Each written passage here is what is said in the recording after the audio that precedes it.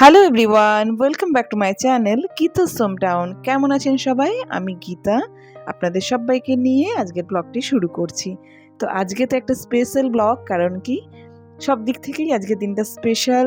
কারণ কি ওরচির আজকে পরীক্ষা শেষ, আর সারা বছর পড়ানো হয়েছে, প্রচুর কষ্ট করা হয়েছে। এরপর একটুখানি শান্তি, তো ওকে স্কুলে দিয়ে এসে আমরা সামনেই বাজারে গেছিলাম। ওখান থেকে একটু বাজারের জন্য কেনাকাটা করলাম, কারণ আজকে একটা খুব সুন্দর রেসিপি বানাবো সেই জন্য। তো কি কিনেছি না কিনেছি সেটা তো অবশ্যই দেখাবো। এটা হচ্ছে আমাদের ক্লাব, আমাদের সোসাইটির ক্লাব। আর এই জায়গাটা তো আমি আগেও অনেকবার ভিডিওতে দেখছি। তো আজকে বাজার থেকে ভালো একটা পেঁপে পেয়েছি, আরো একবার তুলে দেখায় পেঁপেটার কালারটা, এই জায়গাটা কতটা ভালো লাগছে। তো এই পেঁপেগুলো এখানে মানে দাম তো ঠিকঠাকই নিচ্ছে, কিন্তু 5 টাকাও কমাচ্ছে না বললে। আর কি কি নিয়েছি দেখায়। আর নিয়েছি হচ্ছে আঙুর। আঙুরটাও দেখায় সামনে থেকে, একদম পুরো হলুদ টাইপের নিয়েছি। এই আঙুরগুলো কিন্তু খেতে খুব মিষ্টি, আমি ওখানে খেয়ে দেখে নিয়েছি। এটাও 500 মতো নিয়ে নিয়েছি আঙুরটা। পেঁপেটা মনে হয় এই 600 থেকে 700। এই ক্যাপসিকাম আজকে বানানো হবে, পুদিনা পাতা, এখানে ধনে পাতা, আর এই দুটো তো দেখালাম, ক্যাপসিকাম, এই আলু, গাজর। দুপুরবেলা মানে কোনো ফল খাই বলে আমি ভেবেছিলাম ওই যে রাঙা আলুগুলো আজকে একটু হালকা সিদ্ধ করে দেবো, কিন্তু ছোটন বললো যে না, একটু পেঁপে আর একটু আঙুর নিয়ে নি, ওটা খাবে দুপুরবেলা, তাই জন্য।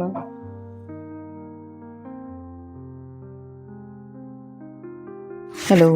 তো আজকে দুপুরবেলা বানাচ্ছি হচ্ছে মিক্সড ফ্রাইড রাইস। তবে আমি কিভাবে বানাই সেটা তো আমি আগে শেয়ার করেছি হয়তো কুকিং চ্যানেলগুলোতে, এখানে তো শেয়ার করিনি। তো ভাবলাম যে যখন আজকে বানাচ্ছি শেয়ার করি। সারা বছর প্রচণ্ড ক্লান্ত থাকি পড়ানোর জন্য, বা কোথাও ঘুরতেও খুব একটা শান্তি মনে যেতে পারি না, শুধুমাত্র রেজাল্টটা যেন ভালো হয় সেটার জন্য, যাতে আমাকে পরে নিজের কাছে অপরাধী বলে না হয় যে আমি পড়াতে পারিনি বা আমি ঘুরে বেরিয়েছি, যে আমি ওকে সময় দিইনি, এই জন্য যেন আমাকে নিজেকে অপরাধী মনে হয়। তো সেই জন্য আমি কি করি, যেদিন যখন ও স্কুলে যাই তখন আমি খাবার বানিয়ে নিই। সকাল থেকে উঠে আমি কি কি করি সেটা তো আমি রুটিনটা আমি শেয়ার করব। ও ক্লাস 9 হবে এবারে। আজকে ওর লাস্ট এক্সাম ছিল, মাঝে 5 দিন ছুটি ছিল, তারপরে আজকে এক্সামটা ছিল। তো আমি ওই জন্য ভাবলাম যখন সারা বছর এত পরিশ্রম করেছি, তো পরীক্ষা শেষ হয়েছে, এরপরে যদি কোথাও ঘুরতে যাই বা কিছু, তো সেই জন্য আমি আজকে ঠিক করে নিয়েছিলাম চিংড়ি মাছ দিয়ে একটা মিক্সড ফ্রাইড রাইস বানাবো। তো কালকে রাত্রে ঠিক হলো, হয় লোটে মাছটা হচ্ছে বেগুন আলু দিয়ে হয় বানাবো, নয়তো মিক্সড ফ্রাইড রাইসটাই বানাবো। তো সকালবেলা উঠে মনে হলো লোটে মাছটা আমি বাজারে গেলাম, কিন্তু পাওয়া গেল না এখানে। হয়তো আসানসোল বাজারে গেলে পাওয়া যেত, কিন্তু আসানসোল বাজারে যে যাবো সেই সময়টাও আমাদের হাতে ছিল না। ওকে 8:30 9টার মধ্যে স্কুলে দিয়ে আসলাম। এবার 9:30 পরে তো আর যাওয়া সম্ভব না, কারণ কি এমনিতেও রোদ উঠে যায়, আমারও ঘরে প্রচুর কাজ শুরু হয়ে যায়। এবার ওই 9টা থেকে 9:30 অবধি বাজারটা করলাম কোনো রকমভাবে। তো ওখানে লোটে মাছ পাওয়া গেল না। আমি জানি আসানসোল বাজারে গেলে লোটে মাছটা পাওয়া যেত, আর ওটা কিন্তু খুব ভালো লাগে চচ্চড়িটা। আমি আপনাদের একদিন করে মানে দেখাবো, অবশ্যই এখানে শেয়ার করব। আর মিক্সড ফ্রাইড রাইসটা আমি মাঝে মাঝে বানাই, এটা বানানোতে খুব একটা কষ্ট না, কিন্তু যখন পরীক্ষা থাকে বা পরীক্ষা ধরুন ওই 1 মাস যদি চলে, বা 1 মাস হোক, এবারে পরীক্ষা শুরু হয়েছিল 14 তারিখে আর আজকে হচ্ছে 6 তারিখ, তো ওই ধরুন মোটামুটি প্রায় 1 মাসের কাছাকাছি। তো এই 1 মাস ধরে খুব একটা রিচ খাবার মাছ মাংস তো ধরে নিন হয়নি, বলতে গেলে মাত্র একদিন ওই চুনো মাছটা হয়েছিল ছোট বলে। বড় মাছ মাংস ইত্যাদি একটা জিনিসও রান্না হয়নি, কোথাও বেরোনোও হয়নি এই পরীক্ষার মাঝে। এই 5 দিন ছুটির মাঝে এই হোলিতে, আপনি আগের দিন দেখলেন যে ভিডিওটা, ওই হোলিতে আমি একটা দিন মাত্র, তাও 2 ঘন্টার জন্য বেরিয়েছিলাম। আমার যেন অপরাধী নিজেকে বলে মনে হচ্ছিল।